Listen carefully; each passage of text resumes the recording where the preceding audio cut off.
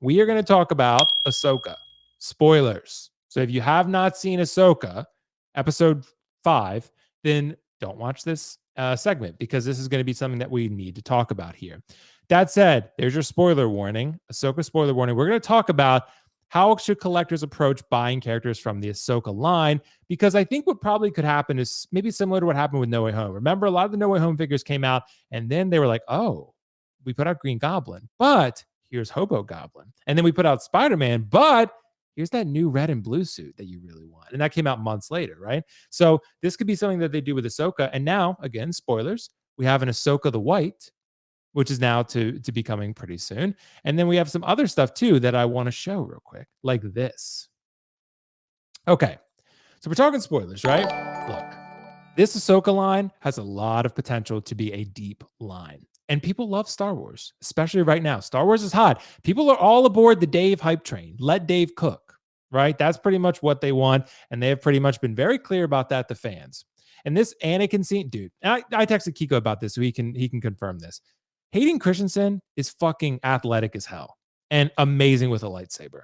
Like he's amazing. Like he short of Ray Park, maybe I think Hayden Christensen is easily the best. And Ewan was great. You best like lightsaber fighter in terms of his proficiency as an athlete. Like you just watch him, like he moves super fluid. He just looks very natural. Everything about him, bro. And look, Kiko, I don't want to gush Skywalker simp right now, bro. Anakin's starting to become a huge character for me. And that's why I put up the poll the other day, Anakin versus Luke. And not to my surprise, Anakin won, like 2-1 almost. So, Kiko, how should collectors approach this Ahsoka line? Because there's still Thrawn coming. There's Ahsoka the White, probably an Anakin Skywalker, probably other stuff too.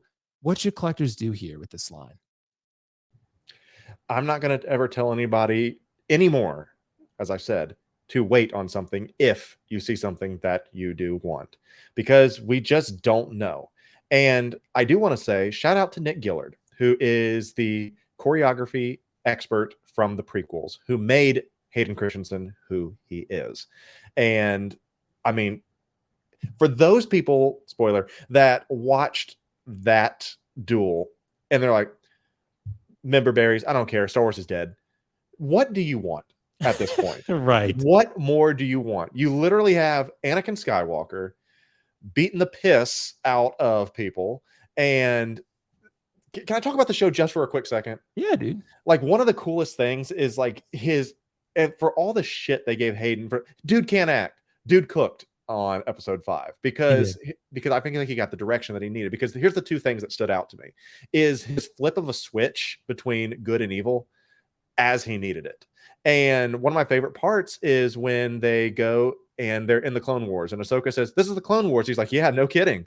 And I love that humor. And she's like, "Are you joking? Why are you joking about this?" He's like, "War sucks," or whatever. "Do you want me to be serious right now?" Because that's why I give jokes, is because war sucks. Find what you can about it. And so he's like, "Hey, you need to learn to live through this," and give her some life lessons. And it really brought full circle why Anakin is like, hey, he's cringy. No, that's how he copes with war, because he's like, this is depressing. That's why I quit. And I like that. So then you fast forward to the Siege of Mandalore and he flips the switch again. And he's like, is that what this is about? You think that your legacy is defined by me and all that? And then this moment where he pulls the saber out and it's like, I said, live or die. And she said, no. And he's like, incorrect. And he's got the Sith eyes. That's one of the coolest things I've ever seen. You can see how giddy I am for that. Yeah. And he just beat her down. And for those people that said, oh, she got the best of him, he was teaching his Padawan a lesson. That's all that was. And the moment came for him to say, okay, you have accepted the fact that you moved beyond the legacy of who I am, and you're going to form your own legacy. I'm not holding you back anymore. That's why he smiles and disappears, because she got it at that point. All that to say, let's talk about the figures.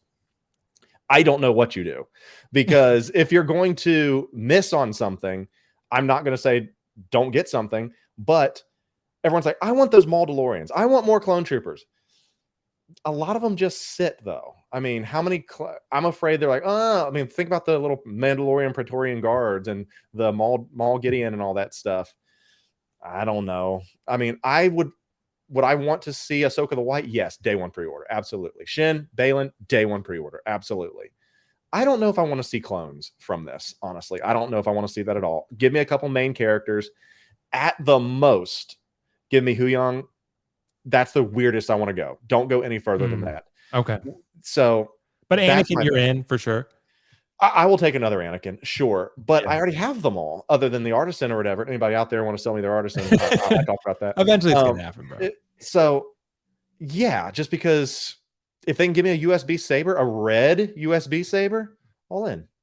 Well, because Kiko, think about it, bro. Remember, I said for the longest time, maybe I was just slightly wrong. I said there was going to be a DX Anakin that had swappable head sculpts or maybe eyes or something where you can change between dark side and light side. And I thought it was going to be from the Obi-Wan show. So I predicted that incorrectly, apparently. This would be the one to do it. This Then. would I be mean, the you one to see do him it. going back and forth in this episode. Yeah, which is cool. exactly, bro. This would be a very easy move for Hot Toys. And again, this would help ease sort of that trauma from people not getting the artisan Anakin. Because now you have a sculpted version that is dark side and light side, and it's sculpted. And it's really fucking cool. And that same head sculpt just sculpted. And then you give it a cool base and you give it the red lightsaber and the blue lightsaber. And then you got a real banger of a figure here. Marco, I want to let you jump in, bro. I mean, this could be a No Way Home type Star Wars line. What do you think? I honestly think it may be. And Yeah. I just want to be I want to preface with two things. Number one, I am a big walking contradiction, so I'm going to contradict myself right here.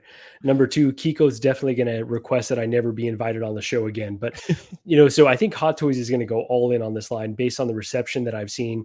Obviously, our community is kind of an echo chamber a lot of times, but people are like Kiko was saying, people are saying, give Filoni the keys to the kingdom. Let him make all the Star Wars in Filoni we trust. People are going crazy. The best Star Wars content they've ever seen. I know my boy Beskar Kid drove, he said, a 4-hour round trip to go see this on the big screen. Couldn't have been happier. He would do it again. When I finished this episode, the Clone Wars flashbacks were amazing, incredible, shot beautifully. I was like, that's the show I want to see. When I finished this episode, I was like, did I just watch the same thing that everyone else was praising? I thought it was nonsensical. Like, what was the lesson that Ahsoka learned? She gets Rewind my rant. Rewind my rant. That's all right. I'm gonna have Let's to play it back go. Let's go, boys. So what was the lesson that she learned? It was so convoluted. And I've had a lot of folks try to explain to me, well, you need to have watched Rebels to understand and the Clone Wars. I was like, that's not the flex you think it is. I need to have watched 9 seasons of other shows in order to understand this one. I'm with you on that. That's ridiculous in my book. Like that doesn't make a good show. Mando was able to make me fall in love with both Bo-Katan and Ahsoka without really having much background. I had a little bit of Clone Wars. I've seen a few episodes of Rebels, but I was able to fall in love with those characters because they did a great job of introducing them naturally. I think with this series, they're kind of like, you know what, if you either catch up or don't, either enjoy the characters or don't. But I think that a lot of this stuff is nonsensical. Like I said, at the end, she gets into a big whale's mouth and says, what's his name? Hu Yang asked her, where are we going? And she's like, well, going somewhere is better than going nowhere. And I was like, wait, no, it fucking isn't. That is true. That's not true. But Kiko, I'm gonna let you go. But I'm gonna Kiko's just ready. He's ready. I've had folks since explain to me, well, she's one with the Force now. She's trusting the Force. She's got faith. She's an optimist. I was all, say that. The show should have said that, and then that's good writing. That I would have understood that. But whatever they chose to explain to me was nonsense. Go ahead, Kiko. Go for it. I will cede one point. Is that the thing that makes this show suffer is that it's not released all at once, is that you have to wait week by week and people continue to be like, oh, let me think about that. Well, that didn't make sense. Well, it did suck. Fuck, I don't want to watch anymore. And so you just got building and building and building and building. If this was all at the end, because let's imagine, if you can, all the people that were shitting on episode 1 and 2 of this show, not the prequel versions, but they were saying this is the boringest stuff. That's not the same Ahsoka that I knew. What? This isn't the Ahsoka I know. This is why we didn't need Rosario Dawson. She's terrible. She sucks. But then you have this moment where she finally is confronted with her grief, because here's what it was. She blames herself from walking away from the Order, and she's like, if I wouldn't have left, would Anakin have fallen? To which he basically tells her, said, look, everything that my master taught me was taught to him, who was taught to him. It's now taught to you. All the Force lives inside you. Ahsoka, you have to decide whether or not you want to live or keep pouting the entire time, because she has been handcuffed ever since she found out that Anakin was Vader and that he lost essentially everything that she had fought for. So she has been this mopey bastard forever. And so when she finally came to terms with that, That's why she was goofy and back to the normal, like bubbly, like, well, we'll see where it goes. I'm just going to see where the wind takes me because that's the Ahsoka that I know from the Clone Wars, because she's back. And that's what Anakin wanted to pull out of her. And so I agree. You shouldn't have to like come to that final representation by one episode. I think by the next 3, you'll see that that was the lesson that was learned and who she is. And you'll be able to look back and say, okay, this is fine. But my thing is that I agree with you. Week to week, it's very hard. It's hard to digest it all, because if you haven't seen any of the cartoons and all that stuff, I've seen, there's a fly. Where's your ladybugs, Will? I got like, the fruit flies, bro. They're fucking everywhere right now. I don't know what happened here. But with that being said, I know people's like, I don't like cartoons, I'm not going to watch it. You shouldn't have to. But I think if they release this all at once, and when this is done, it will be looked back on fondly. And Marco, please stay with me, buddy. Please, I think so too. Well, because Kiko, you knew. Marco, I didn't get to tell you yet. But the first 3 episodes, I was a very big critic. I was about to, I felt very WandaVisioned. I felt like watching it, I was like, I'm ready to give up on this almost. But Kiko told me, he was like, go to episode 4, let him cook. And then episode 4, he cooked. He cooked, bro. And episode 5, Dave cooked again, bro. And look, some of it for sure. This is not, I mean, I think Andor is probably a better made show overall, right? But if in storytelling department, but if we're looking at what's going to get fans excited, it's this. Like, Andor is a great show, but I think Ahsoka will have more legs and more ability to sell merchandise because of what it offers fans in terms of the excitement that it offers and the characters that it brings to the table. So I think overall, I'm happy with this, bro. And I think, look, you know you're getting a fucking Thrawn, right? You know you're getting a Thrawn, guaranteed. And then, of course, you're probably getting this Anakin. I still feel very confident they're going to make this Anakin, because why the hell would they not? It makes absolutely no sense to not make it. It's absolutely, and you're probably going to get another Anakin in 2 years for the anniversary. So there's going to be a lot of Anakin. So if you didn't get the Artisan one, you don't get the Artisan one, there's going to be other ones, I promise you. And there's probably going to be an Artisan Darkseid at some point.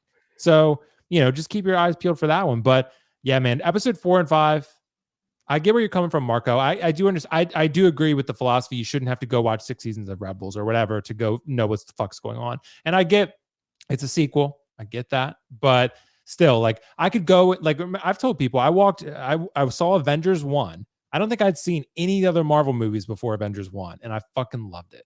Yeah. And then I went in and watched every other Marvel movie before that. I didn't need to see all of them to kind of understand the plot. It could stand alone. Absolutely. Right. No. And Kiko, thanks for explaining. What you said was awesome. It sounded awesome. I wish I got that from the show. I wish they explained that to me. And I'm not saying they need to hold my hand, but to answer your question though, here's my contradiction. Yeah. I'm not in love with the show. I actively was baffled by the end of this last episode, but I thought there were so many cool moments and a lot of the characters look awesome.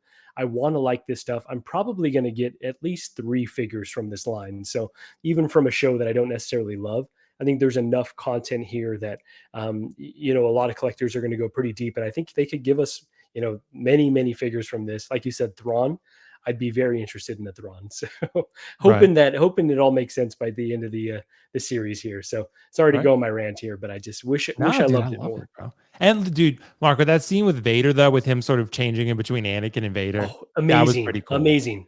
I cannot take that away. The entire flashback sequence was incredible. Like I said, I was like, that's the show I want. I just wish it made sense to me. I don't know what the lesson here is. Well, Kiko, we got a bet, bro. Riley said he'll bet his Anakin Artisan that an Artisan Darkseid Anakin is not made.